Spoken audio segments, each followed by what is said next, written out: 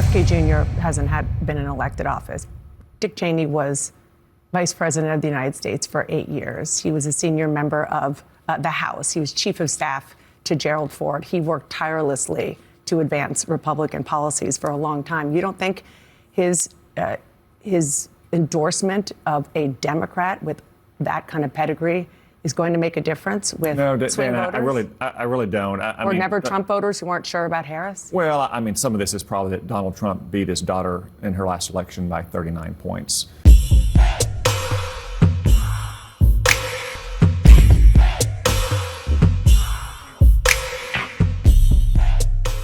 Ladies and gentlemen, ladies, we are back for another one here. We got Tom Cotton, Senator Tom Cotton. The man is sharp as a tack. I don't know why CNN and MSNBC keep having him on to make them look dumb.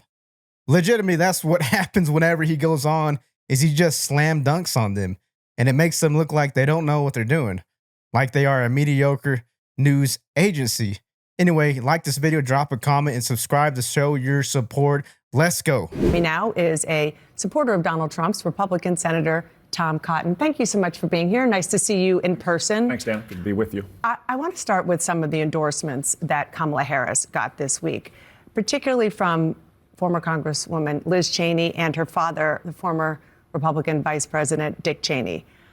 We were talking before in the break. I covered the Bush-Cheney administration. I traveled a lot with Dick Cheney. One of the most conservative Republicans alive today. It's really remarkable that he endorsed a Democrat. What does that tell you? Folks, if he was truly conservative, he would not be supporting Kamala Harris. She does not represent anything that remotely resembles democracy. She represents the establishment. And Dick Cheney, he is part of that establishment. No questions about that. About Donald Trump. Well, it was a remarkable time in politics. You have Dick Cheney endorsing a Democrat, and you have a Kennedy endorsing a Republican. I think what it tells us is that there's a lot of ferment in American politics, but in the end, endorsements are not going to make the difference in this race. What's going to make the difference is their records. This is a very unusual presidential election. We have a former president running for office, first time in more than 100 years. People remember that when Donald Trump was in office, prices were low, wages were high, we had peace and stability around the world. Kamala Harris, as vice president, has brought us record high inflation. We have a wide open southern border, and we have war everywhere you turn around the world. So I know that endorsements sometimes make news, but most Americans are going to be making their decisions based on the records of these two candidates. People remember that we had good times with Donald Trump. Kamala Harris and Joe Biden have brought us very bad times. I hear you about endorsements. We don't really know the impact that they have all the time. RFK Jr. hasn't been in elected office.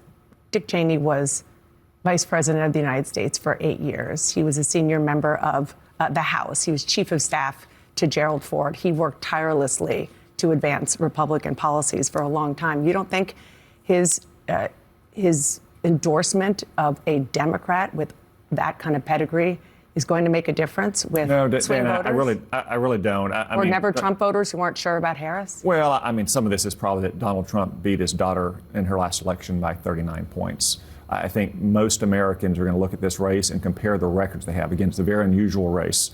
When you have a president who served in office, who brought good times to America, and you have Kamala Harris, a San Francisco liberal, who has brought to America exactly what you see in San Francisco as well.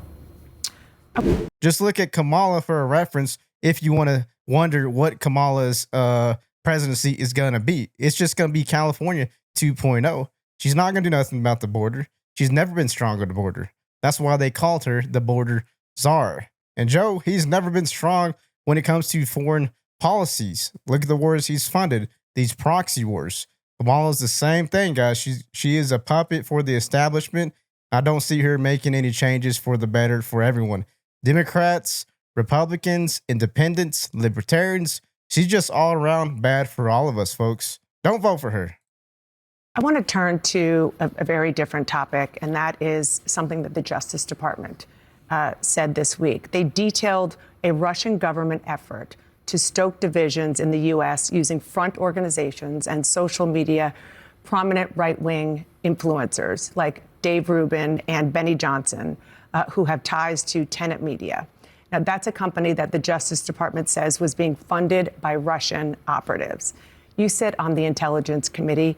How worried are you that right-wing influencers, people who do have an impact on your constituents, are being funded either directly or indirectly by the Russian government in order to make an impact on this election?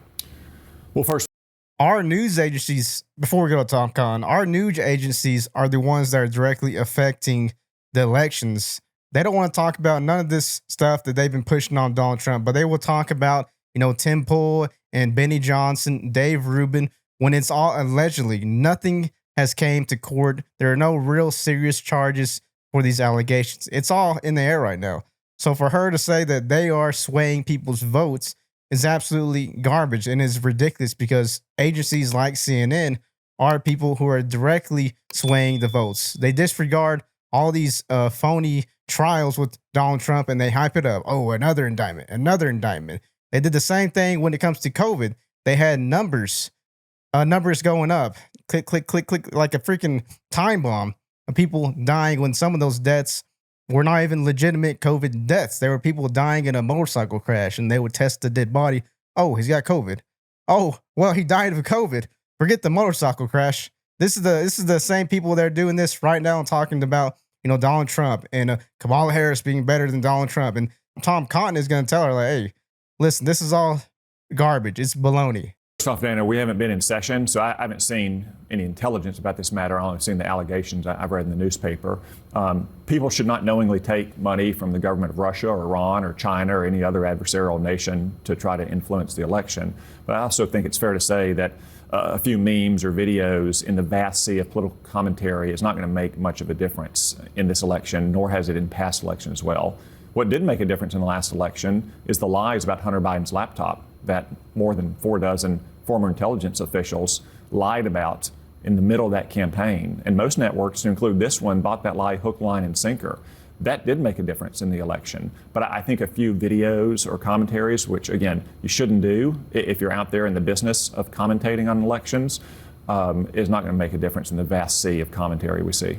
Folks, we had our government actively telling social media companies like Twitter, like Facebook, now Meta, to censor this Hunter Biden story. Our government was suppressing free speech by strong-arming these private businesses. They have nothing to do with the government. They could have said no to the government, but they did, because if you say no to the government, who knows what they're going to do to you? Because people go missing. People go missing all the time when it comes to these public forms of speaking, like Twitter, when you can voice your concerns, your reasons for whatever it is that the topic of discussion is at the moment.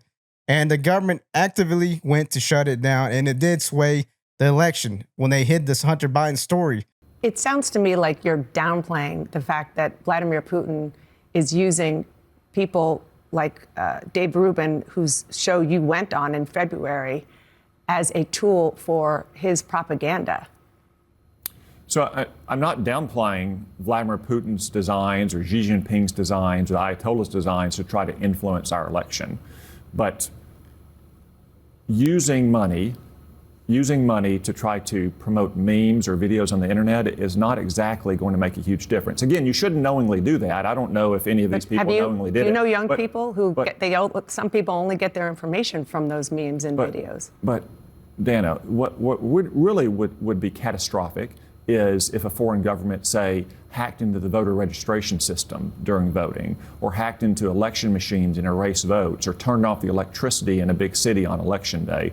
Those are things that are serious threats. A few videos and memes. Are those active threats? Are you? Is that I am worried about those kind of threats, sure. Is that based on what you're being briefed on? It's based on the vulnerabilities that all of our infrastructure around the country has. That worries me a lot more than a few videos or memes. Again, this is the kind of thing that foreign governments like Russia does, and no one should knowingly and wittingly partake in it, but it's really not all that consequential in the grand scheme of things.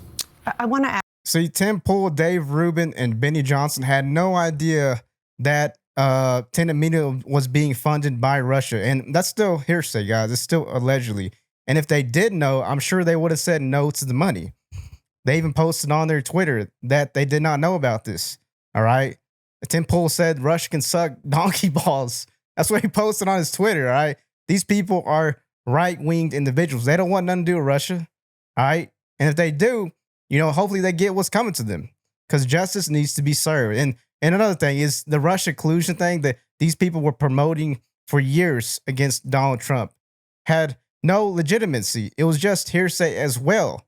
And there she is going after, you know, these right-wing commentators that post videos and memes, and they're thinking that's gonna, you know, sway the vote in Trump's favor. No, this CNN has way more pull than these other people. They're funded with way more money by people like George Soros. You know, they have a specific idea they want them to promote. They want them to hide certain stories, and they do it.